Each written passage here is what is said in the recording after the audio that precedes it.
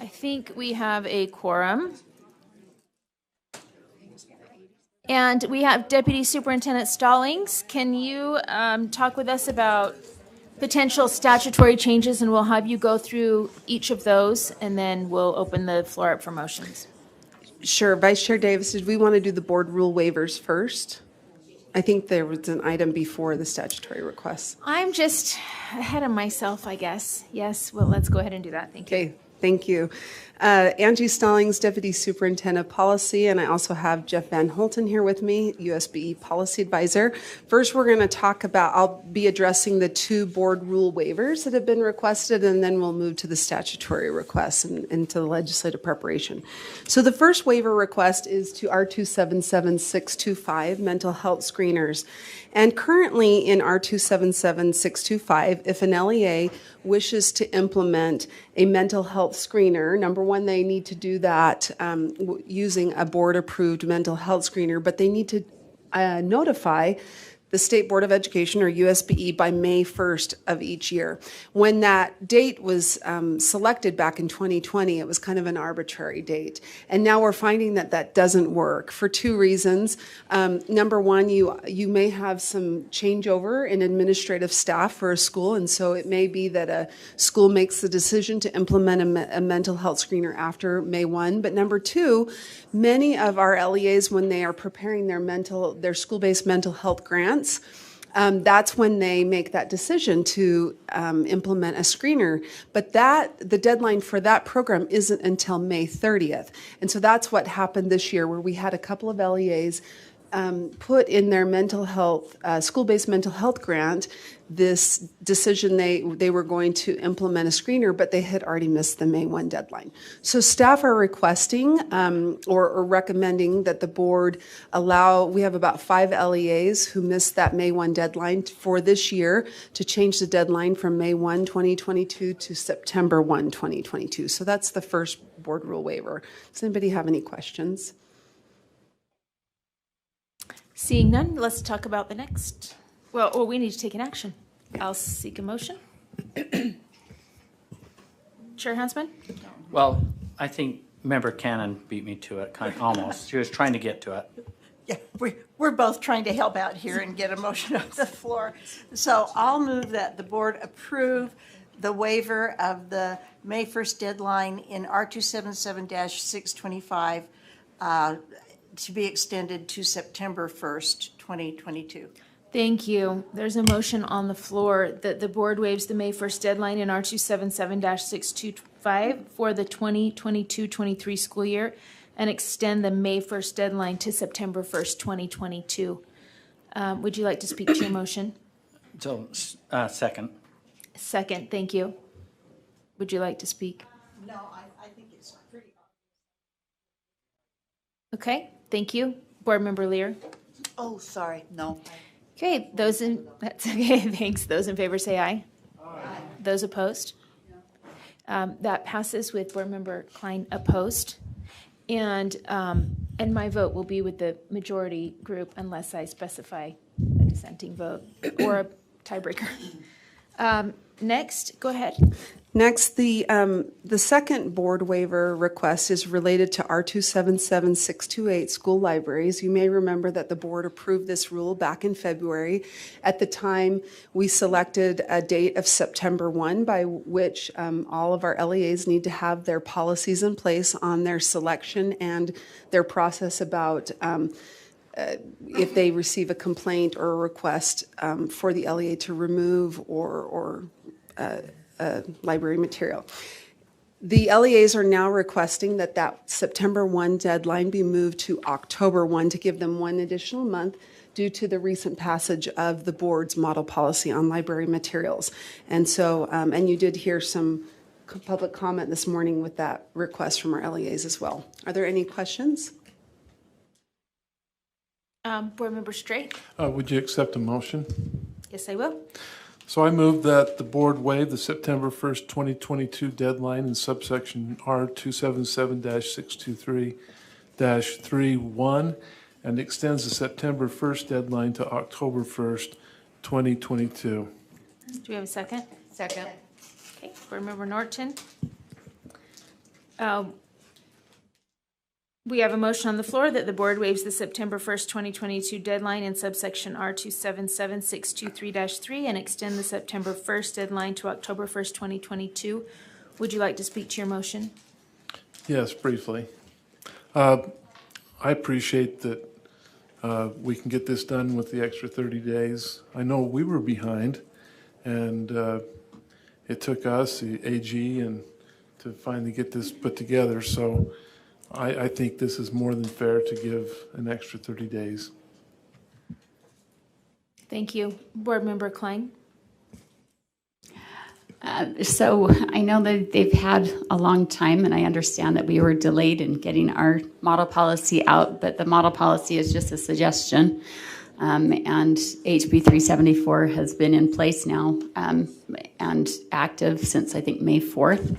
And so that's what they should have been building their policies around. And so, maybe checking them over quickly once we passed our model policy to see if there's any adjustments that they needed to make. But they should have had policies taken care of or put in place. And most had policies put in place before HB 374 was even passed to some extent. So I guess I don't see the need to put it off another month. Thank you, Board Member Hymas. I support this motion. I don't see this as a stall tactic. I have been pleased with the LEA's responses quickly to, we've all seen that books have been removed, processed, looked over. I'm pleased with what we're doing. I do understand and agree with several LEAs wanting to do this right, get this done in a manner that is not rushed. So I support this motion. Thank you. Member Norton?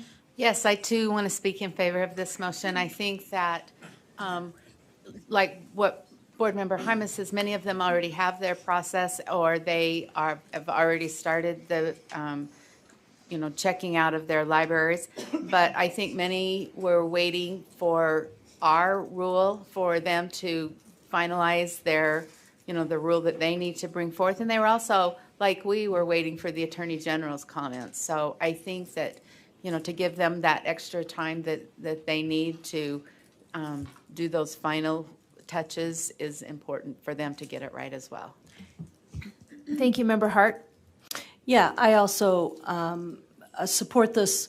I think it's wise. I think moving it to October 1 also gives staff who are just now returning to schools an opportunity to weigh in so that all parties can be on the same page and with their individual district policies.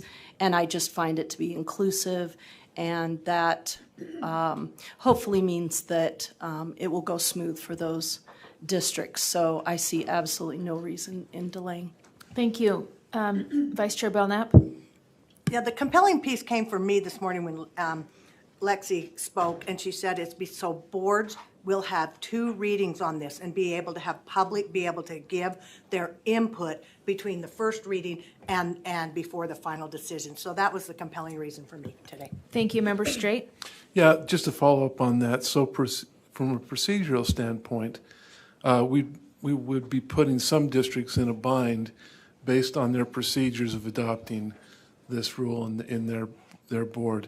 I know many boards have actually had their meeting for August. We just barely sent out the information for at this time, so on the 26th, I guess, was our date of adoption. So, yeah, it just fits and makes certain that we do not put LEAs against their own timetable and their own procedures of doing things properly.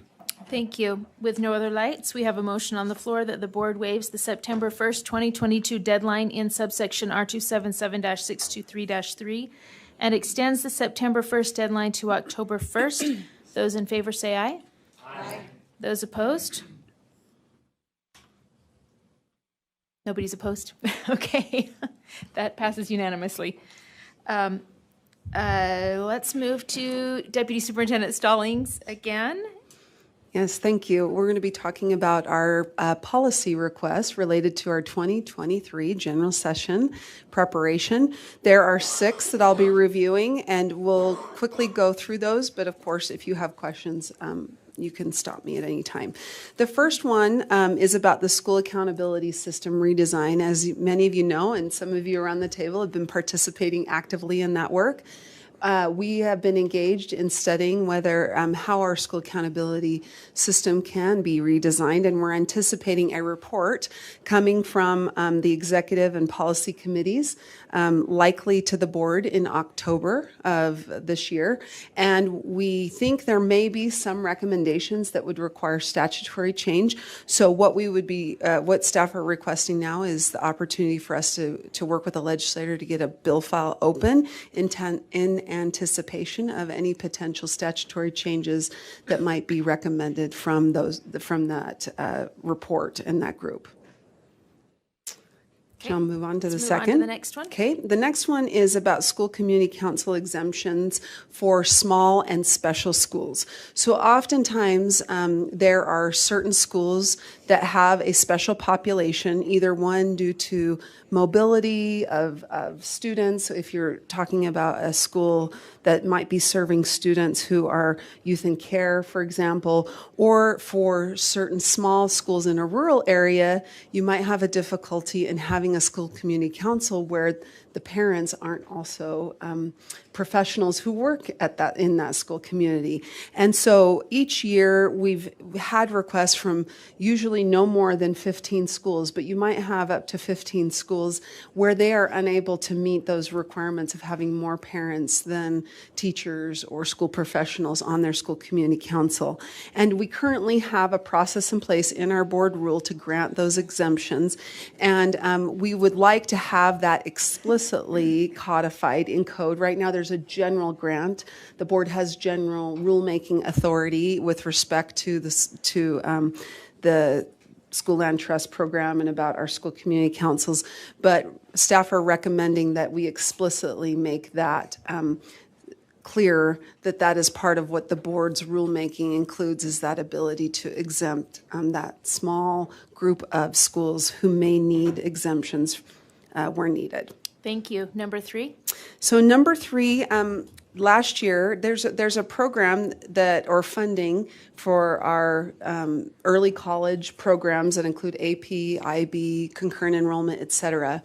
And last year we sought some changes to allow or explicitly require LEAs to prioritize funding to support the costs for tests related to either concurrent enrollment tests so students can get credit, or AP tests.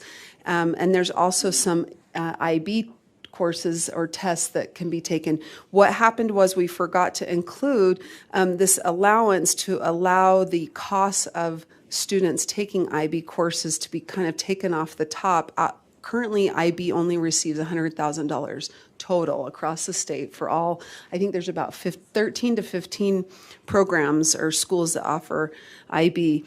And because it is such a small amount of $100,000, if we didn't allow that broader umbrella of the appropriation that's much larger, and I apologize, I don't know the amount, but I want to say it's around $2 million. If we don't allow that portion to come out off the top for students, then that $100,000 really gets diluted quickly. And so this would allow that statutory change for the amount to come out of the larger umbrella instead of that amount coming from just the smaller pot of $100,000. Thank you. Number 4?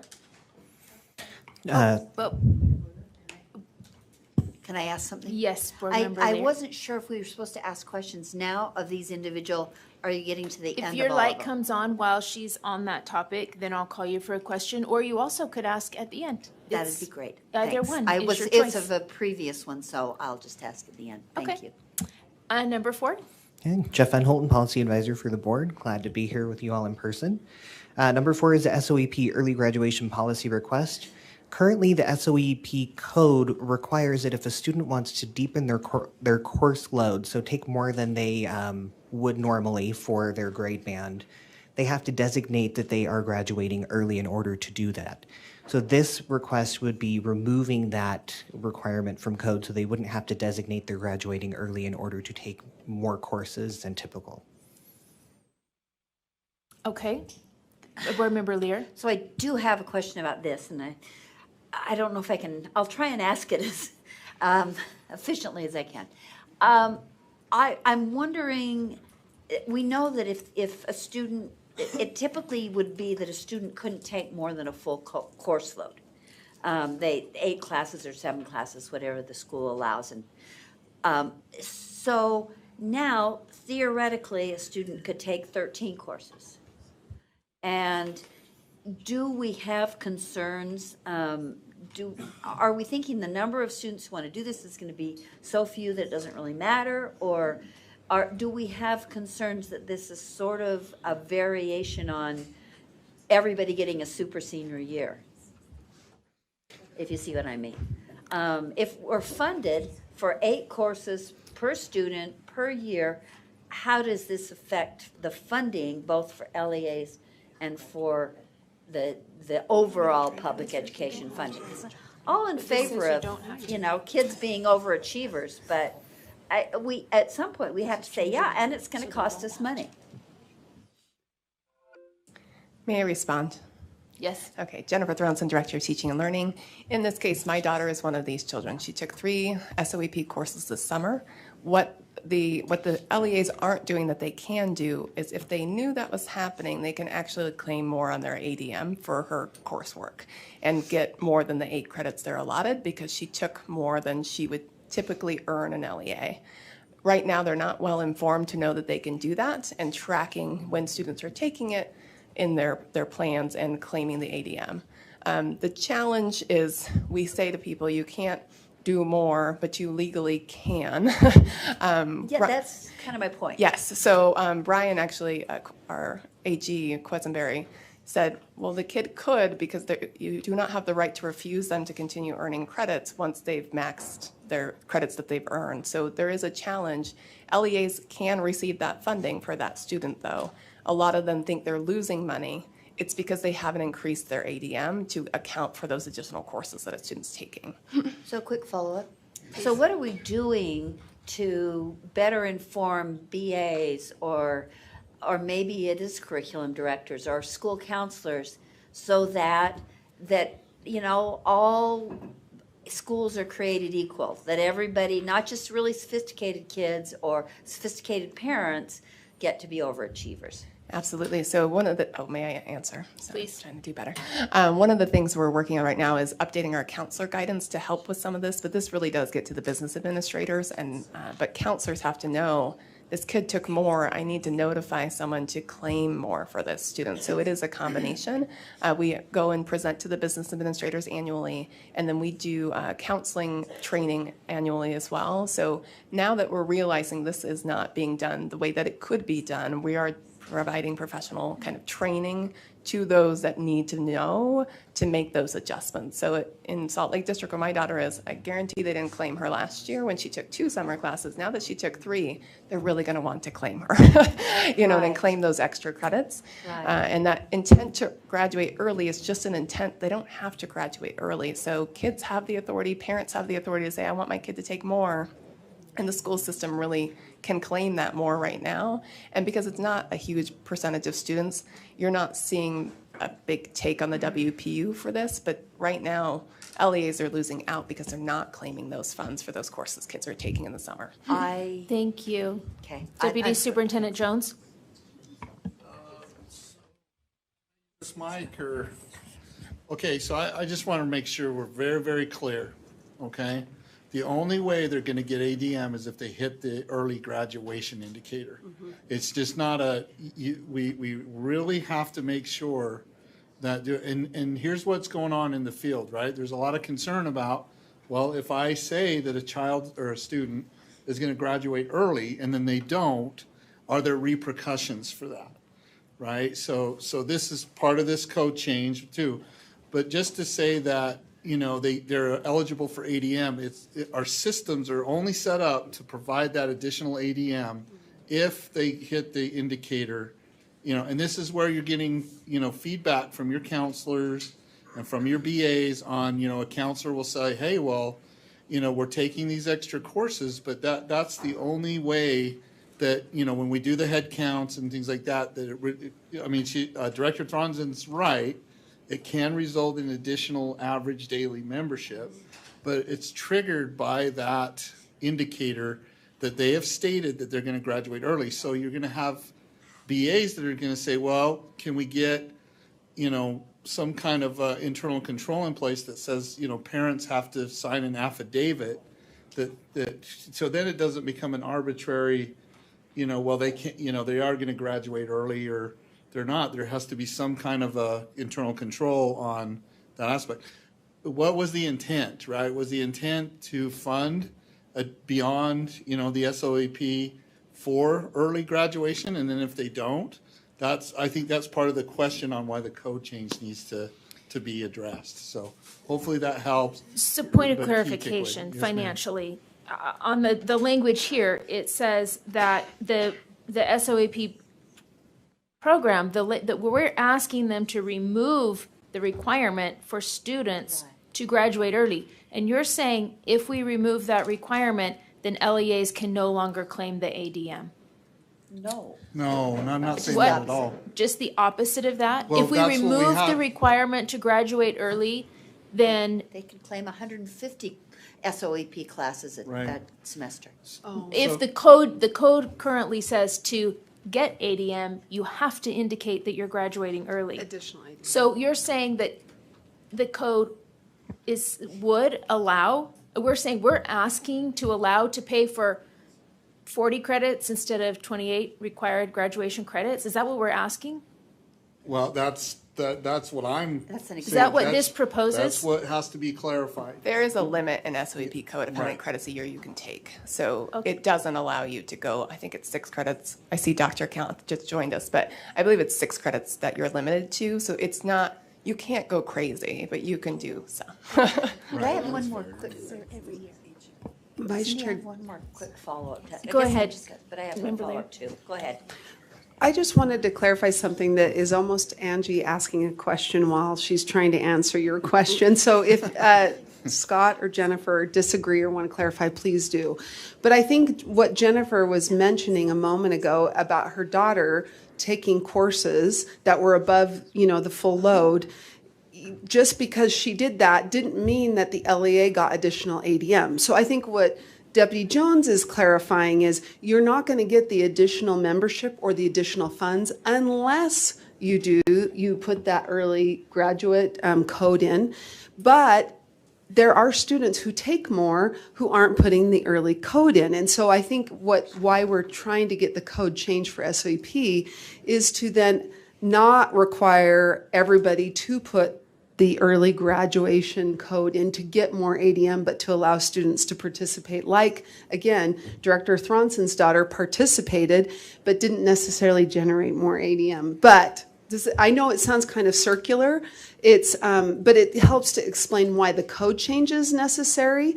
But I think to Deputy Jones' point, the additional funding isn't going to come unless they designate that they're planning to graduate earlier. And that is actually in our board rule R277419. That's set, that requirement. It's also in code.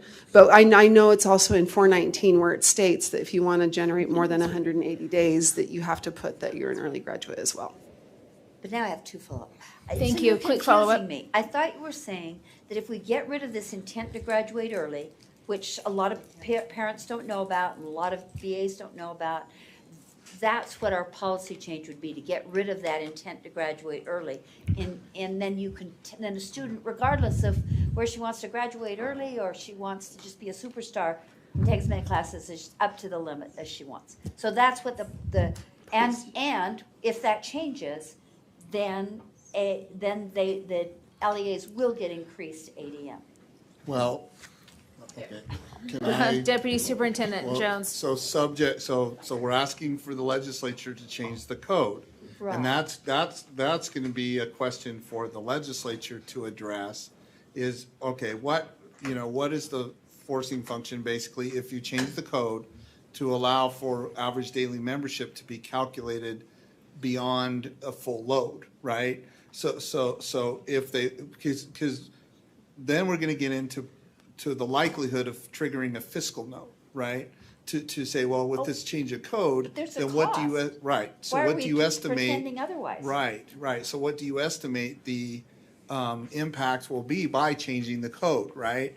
And as we all know, and I've seen this since I've been here, the participation in SOEP has increased exponentially, right? So then if that continues, right, and then you don't have to necessarily put in an early graduation requirement code to trigger ADM, the likelihood is it's going to trigger ADM if the legislature decides to choose the code.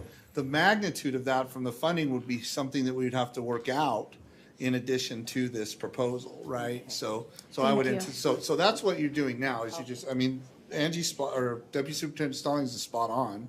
You know, she translated what I was saying very well. And so it's just, one step at a time, basically, right? Do you want to change the code? I just wanted to make sure everyone was clear as where we're at right now.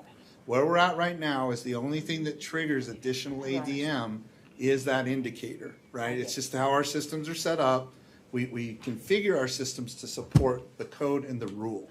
And currently it says early graduation rate. So I'm not for or against anything or trying to say it would do it. I'm just trying to say this is, as of this date time group, that's what triggers additional ADM. So Deputy Superintendent Norman? Yes, Dr. Corey Kent has 2 sentences that will clarify this also, that is specific to the SOEP program.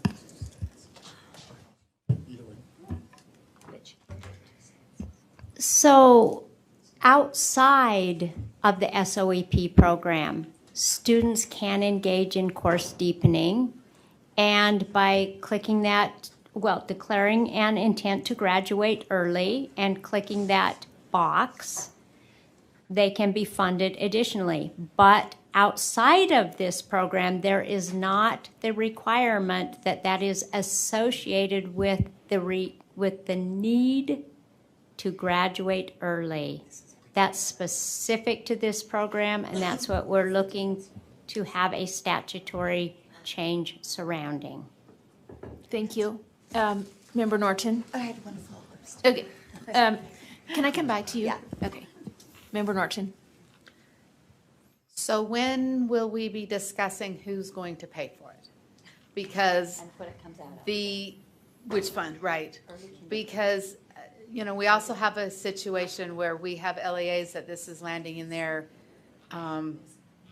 their fiscal problems, and they had no idea, and it's just a big surprise. So that's going to be, if we do this, when a lot of stuff's going to be rolling downhill, does that mean we got to hurry and get a business case to get that set up for the financial part of this? Deputy Superintendent Jones said that the legislature would make that decision in legislative session. Correct, sir? Well, I think if I may, Madam Chair, sorry. Please. I think if you choose and you vote to move this forward, that you might also want to direct staff to start doing the calculations, not presumptive or anything, but start to do the calculations on what the fiscal impact of the code change would be. I mean, we still have, after this one, for 2 more months, but then we would be prepared, right? And if you want to make it a request as part of that, so again, I don't, as a staff officer, or a staff member, I don't want to be presumptive of what you're going to decide today. I would just recommend that if you decide to move forward as a board and vote to, put this forward, that you may also want to start doing the analytics. Doesn't commit you to anything, but I can anticipate that we would be asked at some point, which I think is what Vice Chair or Board Member Norton is saying, is that, at some point, where do we say, well, this is the impact financially of this code or not, but did I answer the question, Madam Chair? Do you have another follow-up? And my final comment is, I don't have the feeling that SOEP is the golden child. If the students are going to be allowed to take SOEP classes, I feel like they should be able to take Granite Online, or Washington Online, or ABC School Online, extra. Speak in your microphone. Oh, sorry, extra, so that they can choose, or maybe they need to take, maybe they want to take 2 extra math classes at a West High School for IB, so they can be in a regular high school and West High for IB. And so I think that we're going to have to look at the fairness implications of this. If it's available for SOEP, it should be available for other students who want to take extra courses in other ways. And that's what Corey's trying to point out. That's what's happening is those kids who aren't in SOEP can, and the kids in SOEP can't. Well, I just want to make sure we look at the big picture and the cost, exactly what Kristen said. Thank you, Chair Huntsman. Yeah, thank you, Madam Chair. My question, and you can direct it to whatever staff is, I think it was hinted at that there isn't an open season on all of the credits that you can, there is a ceiling. Can someone from staff speak to the ceiling that students can? Yes, can we have someone speak to can the have, ceiling of the number of credits that the students can have that the state will pay for? Yes. That's outside of this, thank you. Oh, this is Corey Conth, the statewide online education program specialist for the board. Students are currently limited to 6 credits per year. Middle school students that are home and private school students are limited to 6 credits, and 2 of those may be middle school credits funded under that separate allocation. But there is a provision in code, rarely, almost 0%, rarely ever invoked, that if a child wants to take more than 6, they simply request the credits and the LEA either approves them or not. And that happened more in COVID than otherwise, but other than that, we see almost 0% of that happening. So by 6 credits per year, you mean 6 classes per year? Credits. Is 1 credit 1 class? 1 credit is 1 full year course. Thank you. Seat 24. Who is seat 24? I just turned off. Okay. Corey. Okay, thank you. Okay, seeing no lights, let's move on. Deputy Superintendent Stallings, or do we have Director Van Holten? The next one is the Underage Drinking and Substance Abuse Prevention Program Account Funds Policy Request. Say that 10 times fast. If you recall, we are doing a prevention program kind of block grant. We've already got that legislative request approved by the board. This essentially would take a look at the restricted funds of the underage drinking program. The excess money that comes into that account right now can't go anywhere because it's restricted just for that. So we would like to add the excess funds of that restricted account to the block grant bill, if that makes sense. So just kind of adding it in. It would not be taking the underage drinking program money and making it part of the block grant. It would have to be the excess funds, but just kind of folding it into the legislation that you have already approved. Thank you. Number 6. And number 6, this is as a result of the April 2021 legislative audit that had multiple findings. Well, one of the findings was that the board's mission and vision should be codified in state code. So this is the bill to request that those 2 items be added to code. Okay, thank you. Chair Huntsman? Are you ready? Will you accept the motion? Sure. I have a comment before, if that's possible. Okay, I think I have to go here first. Sorry, his light was, his name was above. Go ahead. Go ahead. Okay. I'd like to make a motion that the board directs staff to work with legislators on the 6 potential amendments to Utah code as proposed. Okay, we have a motion on the floor that the board directs. Got a Thank second. you. We have, that was Member Straight. We have a motion on the floor that the board directs staff to work with legislators on potential amendments to Utah Code as proposed. Chair Huntsman, would you like to speak to your Yeah, motion? I'd like to speak to it. This is just a starting process of all of this. I think as they're working with it and as they start working with them on it, it still comes back for the board to accept or reject, and they still will participate in the findings. But I find all 6 of them as good proposed amendments. So I'm Thank you. asking that it pass. Thanks. Thank you. Member Earl? Yes, I guess I had a little bit of a question on the mission and vision. So it sounds like we're just we're not going to be using what the legislature has in code. Instead of aligning our vision and mission that way, we're going to ask them to align with us. Is that what I'm understanding? Someone like to address that?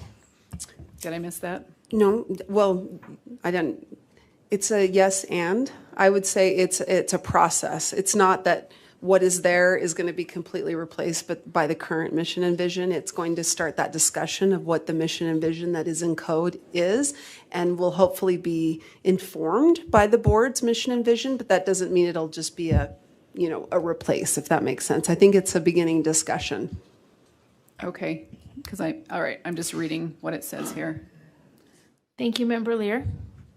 My original question was about number 3, number 2, school community council exemptions. I just want to plant the seed to say, I think this is a great idea, but I have heard from very small LEAs that maybe our definition of the 15 schools or the alternative schools is too narrow. Mm-hmm. And if we're going to look into this for certain schools, I think we maybe ought to expand our evaluation of maybe specific kinds of schools, niche charter schools, so that we do this time capture all schools for whom this is a really difficult process. And I personally think it's sort of unnecessary, but if there's legislators who feel like it is, then at least give LEAs that are really small an opportunity to have a successful community council. Thanks. Vice Chair Davis, may I make Yes. a comment? Just as good news, the reason this policy request came forward is because the School Land Trust Advisory Committee is discussing that very topic right now. So meaning they were looking at the board rule, what the criteria are for granting those exceptions or exemptions, and then made the request for the policy change. So what I wanted to state is I think we've got a group who's looking at that very topic right now. What should that look like? And you might see some recommendations for board rule changes down the road. If we move on this, I hope we would also include schools that serve entirely populations with students with special needs. Because we're seeing that difficulty there. Okay, Board Member Hart? It's about the same thing, SCC. If we didn't pass, don't we already exempt some? So if we already exempt some, why are we needing to change? Yes, that's a great question. We currently have very broad rulemaking authority, as you know, and it was recommended that we be very explicit about the fact that the board is doing this.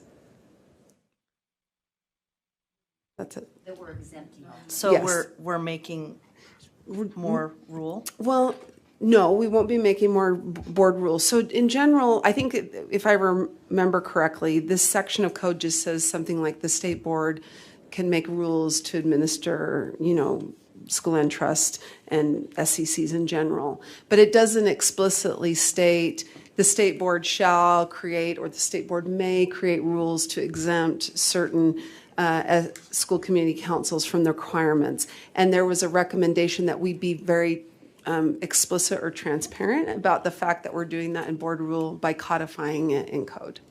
Can I follow up? Please.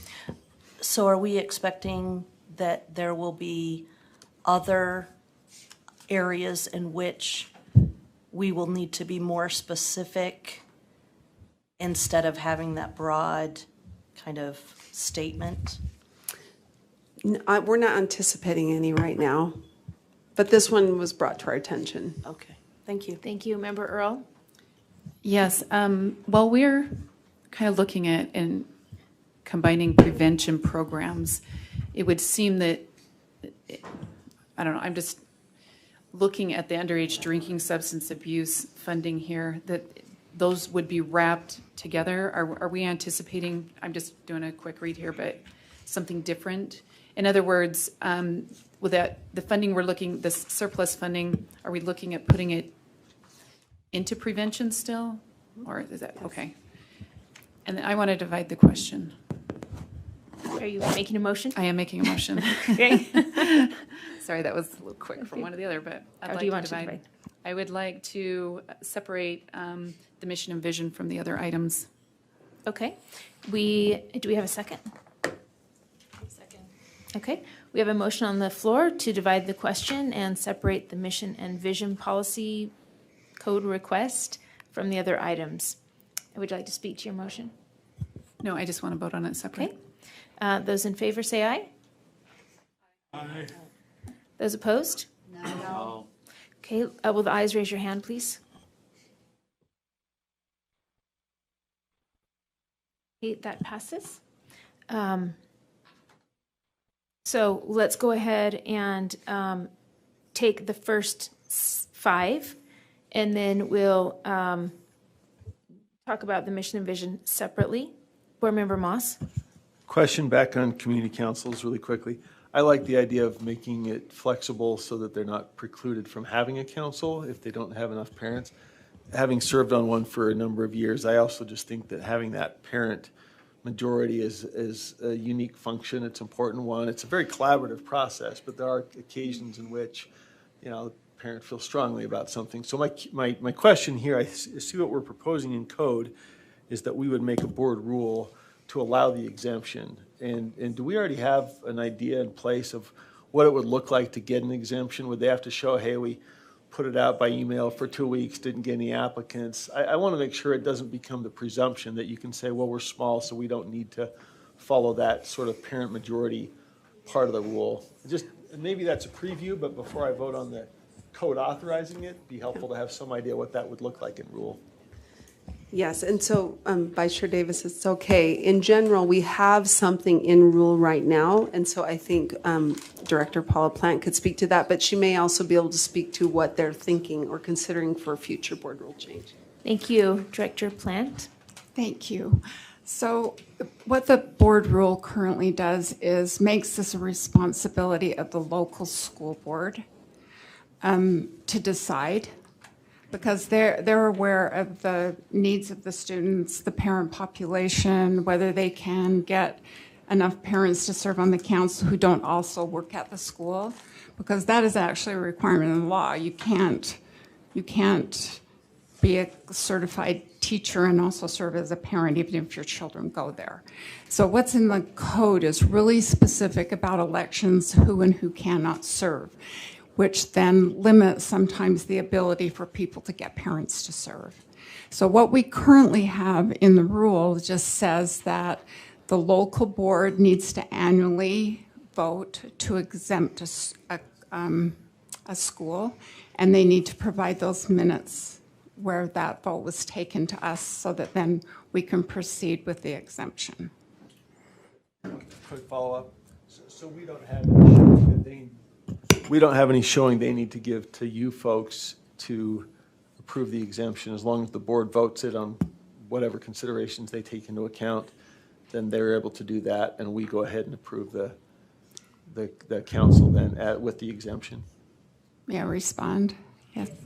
Okay, so yes, we base. Okay.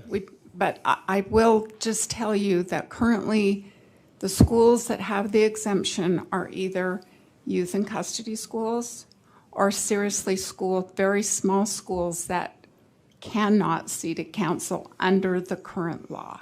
Gotcha. And Thank you. One final? Okay. I can wait. Do you anticipate any change to the rule if we get this code change? That's what really initiated the discussion. There have been some discussions about schools that are having difficulty seating a council, like, for instance, schools that have ethnic minorities that are not feeling comfortable in a school. Could we make some changes in the rule that would help someone move from non-compliance to compliance? Is that making sense? So it's not an attempt, the discussions have not been about allowing more schools to not have parental involvement. That's not what it's about. It's about trying to help some schools who are having struggles with compliance to get into compliance. That's where the discussion started. Yes, thank you. Chair Huntsman? Yes, by making the motion to get this on the table, but I guess it's divided by taking one off. I just want to just share from the experience that this starts the dialogue. And what happens with the legislature, they can hijack it and add a bunch of, who knows what's going to come from it. It just gets the ball rolling, gets maybe bill files or sponsors in place, but everything still comes back to the board. And there's not any guarantees that we will or will not have to change a rule once we start go down this pathway. Depends on what happens with the legislature. And I'd like to move to previous question. Thank you. We have no more lights, so I think without voting on that, we'll move forward. There's a motion on the floor that the board directs staff to work with legislators on potential amendments to Utah Code as proposed minus the mission and vision proposal. Those in favor say aye. Those opposed? That passes unanimously. Thank you. And we'll go back to the mission and vision proposal, and we'll have Board Member Earl. Would you like to, are you making a motion about it, or? Okay. It's already on the table because it's divided, right? So is there anyone who would like to speak to this? Board Member Hanson? I would just like to inquire of staff kind of the reasoning and the practicality of doing this. I think once we're in code, when the law changes, then that would have to be updated, and I assume there would be debate and things on the legislative floor about what our mission and vision are, which I'm not sure that I'm in favor of that. So if you could help me understand that, I'd appreciate it. Chief of Staff Young. Yes, thank you. So Chief of Staff Sarah Young, I appreciate the question. So right now as staff, we are trying to respond to the audit recommendations that this agency has received. One of them identifies that we have a mission and vision that, although in many thematic ways is similar to what's in code, that the auditors didn't see the connection explicitly. And so this is kind of our action related to being able to address that piece in terms of some of those more explicit connections as opposed to the thematic ones. If it is not, something that, we want to move forward with, and or, that there's, to your point, those concerns, I would just note that kind of the outcome of that would be in the future as we look at revisions to the USBE strategic plan, rather than going through a process of drafting a mission and vision with current board members, we really would default to the existing language in code. Follow up there. Mm-hmm. So by explicitly putting into code the mission and values, mission and vision, I guess, that would, I assume, would open a bill file. Legislators would weigh in on that. Legislators would debate what our mission and vision are, and that would be taken out of the hands of this board, where now we can set that, and of course it needs to be based on code, but we have some flexibility, and we can revise that when we want without a legislative session. We can do all that right now. So we'd be codifying it and then giving it to the legislature, basically, because we don't have a vote as far as what goes into code. Is that right? Is that what we think is a good idea? Well, do you mind if I answer, Vice Chair? I would Go ahead. say, I think that the auditors might argue, or some might argue, that actually we don't have the authority to craft our own mission and vision because there's one in code already. So that's kind of to what Chief of Staff Young stated, is if we don't seek legislation, arguably when we go to our next strategic plan, and if the board would like to set a different mission and vision than what we have right now, we would just default to what is in code and we wouldn't have that discussion. And I think what this legislation, or what we're intending, is we start that conversation hand in hand with the legislature. There's a couple of options. It could be that the legislation explicitly defers the mission and vision for public education to the board. That could be what the legislation results in. Instead of it being codified, it could be, well, we're going to ask the board to do that. Or it could be a combination where the mission and vision, they have some general principles, but allow the board to supplement or add or provide more detail. So there's a number of ways that this legislation could be crafted. And I don't know, Chief of Staff, if you had some ideas on what it was going to look like, but that's what I was thinking. Go ahead. And then I'm going to segue to superintendent, and then we'll go back and go through our board members. Go ahead. Great, thank you. No, so I concur with Deputy Stallings, and I would just note, this is our opportunity both with you and then potentially with the legislators, depending on how you decide today, to be able to get clear as staff how we can address that audit recommendation. And so that's kind of why we brought it forward, to be able to receive that direction from this body. Just one quick follow-up. So are we saying, I'm not aware of a specific area that says this is the mission, this is the vision of the board in code. I think that there are statements in code that say this is the responsibility of the board and things like that. Is there some piece of code that I'm missing that says this is the mission of the, okay. Maybe we could look at that and see. So, can we go to superintendent and then come back to this question here? Okay, go ahead, Superintendent. Yeah, thank you. So I'm going to read right from the audit, if I may. So on page, because I responded in person to the audit, and we had this, Chair Huntsman and I had this exchange with the legislative body. I remember asking the question very clearly. Two different bodies. Yes, that's true. How many of you knew that you had a strategic plan or strategic direction in code for public education? There wasn't a hand that went up. So legislators were not aware. And the thing that I would say the salient point that came out of this audit that we discussed with our legislative partners was that we need to have the dialogue. We need to come to some kind of agreement. So these are the recommendations on page, do I have my readers on, 22, right out of the audit. Recommendation 1, we recommend, thank you, sir. We recommend that the Utah State Board of Education follow the mission and vision for public education formalized in Utah code. So whether it's there or not, that's how the auditors captured it. And so when you look at the mission of public education in Utah code, at least that's how the auditors have framed it.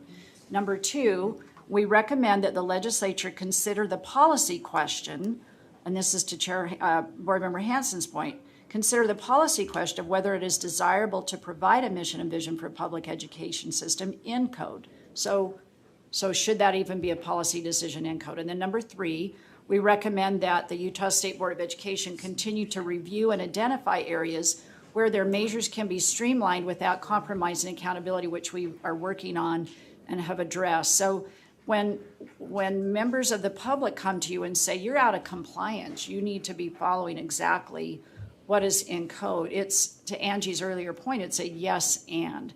So how do we start that dialogue? If you go back to page 15 of the audit, where they're setting it up for the recommendations, I'm on the correct spot, it said, so it talks about how the Constitution authorizes powers for USBE, while code outlines ongoing mission and vision. So they keep referring to this mission and vision. And then it points out that ours is not fully integrated with what's in statute. So again, it creates a policy question. I'm quoting here. This creates a policy question for the legislature to consider. Is it desirable to provide a mission and vision for a public education system in code? Regardless, a mission and vision currently exist in statute, and alignment is needed between our strategic direction that's provided in statute.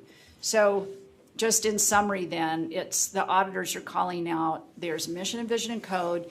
We have mission and vision as part of our strategic direction. How are those aligned? And should they be? Like, should it be called out in code, or is that something left to the board? So that's, in my estimation, the policy discussion. Chair Huntsman, you might remember this differently, but my remembrance of this, I'd have to go back and listen to the audio. But basically, the dialogue was around, you need to work together as partners to determine what should the policy look like. Should that rest in code? Should it be integrated?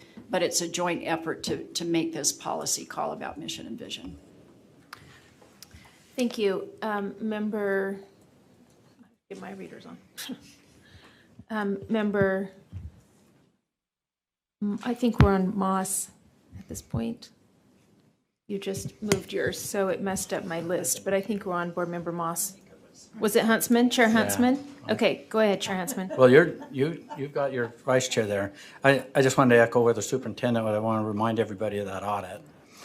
And it went through our audit committee, it went before this full board, and then also our response, plus the invitation from both bodies was, we'll come back, because everyone was surprised, and it was very limited. And at the same time, they complimented the fact that we did have a mission and vision statement, strategic plan, and all that was driving a few things. So the invitation to come back is as real as I'm right here, and that's why I'm in support of going back and seeing what they want to do. There's also dialogue that I've had with legislators that it definitely is we talk about overreach from the federal government, state government, and the rest of them. So help me understand when in the Utah Constitution, where the legislature dictates to this body our mission and vision statement. And we never challenge it. We don't go after with lawyers and fight for all of that. But the invitation to come back and let's get this fixed. And of course, we'd like to be in compliance with all the laws and rules that we have in place. And presently, some of us perceive that we're pretty close generally in covering what they said, and others say something different, but let's get it fixed. So that's why I'm in favor to get to the table and see what we can work out and get that very old that most people have forgotten about until it serves them in some kind of purpose, in some way, that law that's in statute. So it doesn't mean that it's going to change. It doesn't mean anything, but it's back to the table, and I think it demonstrates compliance and a response to an audit that got a lot of publicity, and we like I say, we presented to two different bodies, and we said, yeah, we welcome more conversation. My screen lists members Earl, Moss, and Straight. Okay, go ahead, Member Earl. So a couple of things. I guess when I read the audit, I didn't necessarily interpret the same as some others have interpreted it, but I interpreted it as State Board, maybe you need to align closer so that we can see that it aligns with what the legislature envisioned, not, can you do it the other way around? And I do see education as a state role, and we know that. It's the largest funded item in our state versus the federal government who chooses to overreach. The state actually provides that role. It is their role. And so that's why we have it here. And they've made updates to this even as early as 2019. So it's not been that long. So I guess I see it as a little different. It would be us maybe aligning ourselves with them. That doesn't mean we don't work with them if there's need to change something. But I do see it the other way around. Instead of us doing it the other direction, you need to align with us. I do see it as a state requirement and as something the legislature does have a great interest, a keen interest in the direction of education. So anyways, those are my thoughts. Member Moss. I'll be quick. I support getting conversation started. I would hope that we would consider the suggestions made in the audit. I think it's important to assert our constitutional role. We are the, duly constituted body with general oversight and supervision. So, but there are a couple things in here. They pointed out differences that hopefully in that conversation we consider that. They called out a couple things like character development and occupational skills and some things that they felt we were lacking. So I support this. I hope part of that conversation is that consideration of some of the specific areas that they whether it's a mandate or a recommendation or a topic for discussion, I think it would behoove us to address those and see what we think about them. Thank you, Member Straight. Yes, thank you. So I don't see it so much as we align with them or they align with us. We're all partners in education, whether it be parents, LEAs, state board, superintendents, PTA.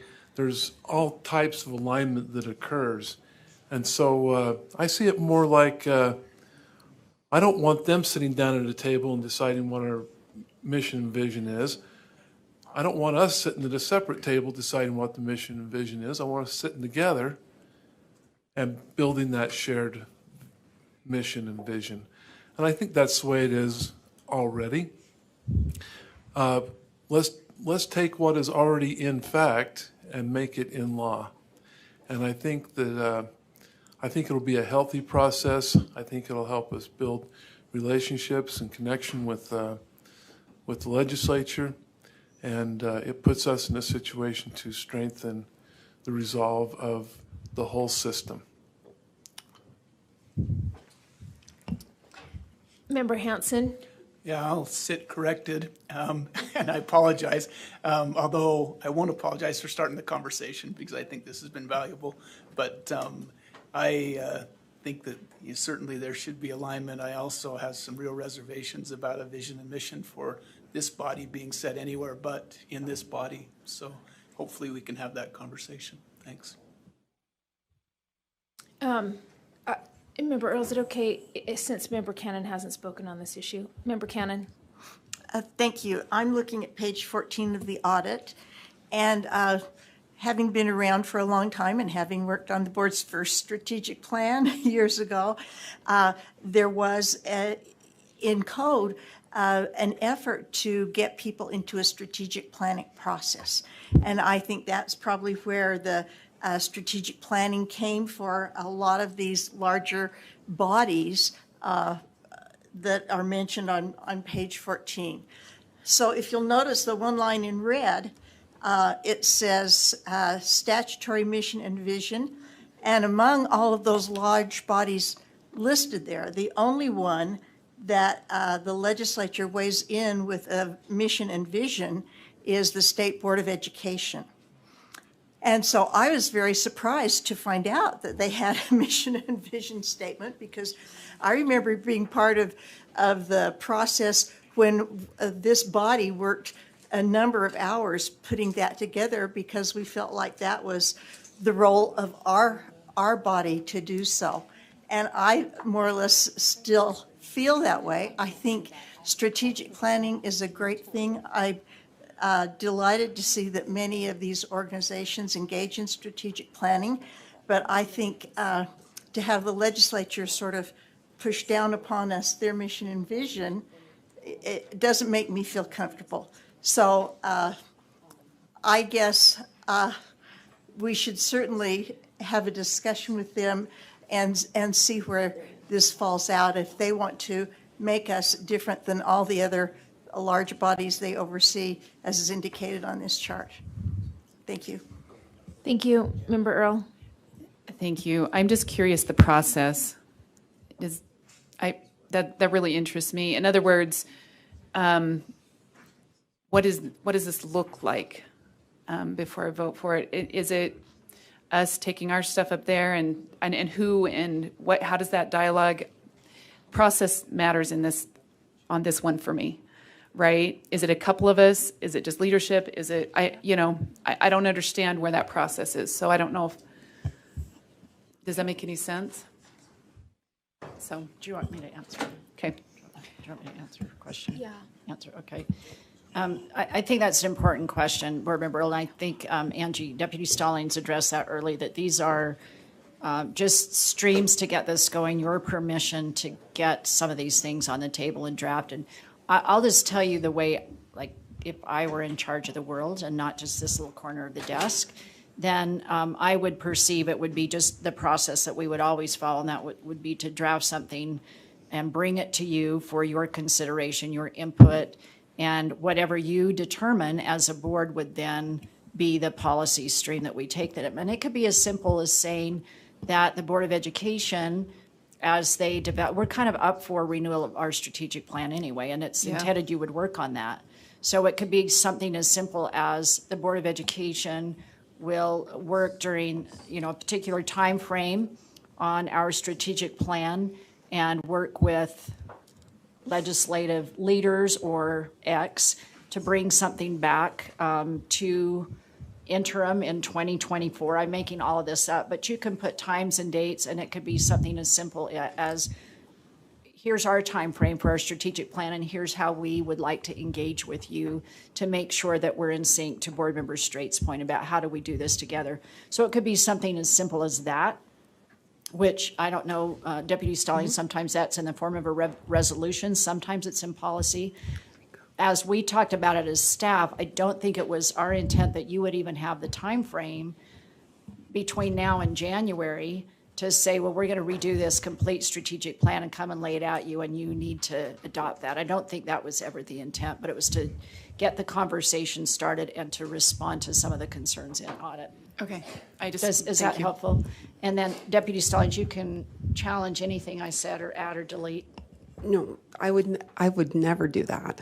But what I would add, just to say that it would be a change to code, because I wanted to state that the section of code is 53E-2-301, and we could have that replaced with a directive to the board to work on a strategic plan over a year or two, as Superintendent Dixon stated, and then come back to either education interim, that makes the most sense, committee, to share that, which could then be codified if needed, or they could just, again, they could say that the State Board of Education is the body in charge of establishing the mission and vision like the rest of the state agencies. So it wouldn't be, I don't think any of us thought it would be to codify specific language this session, but to codify an expectation that the board work on this and bring recommendations to the legislature. Sounds like answering questions in the audit, essentially, or deciding if they want to be involved or they want to be like the other agencies.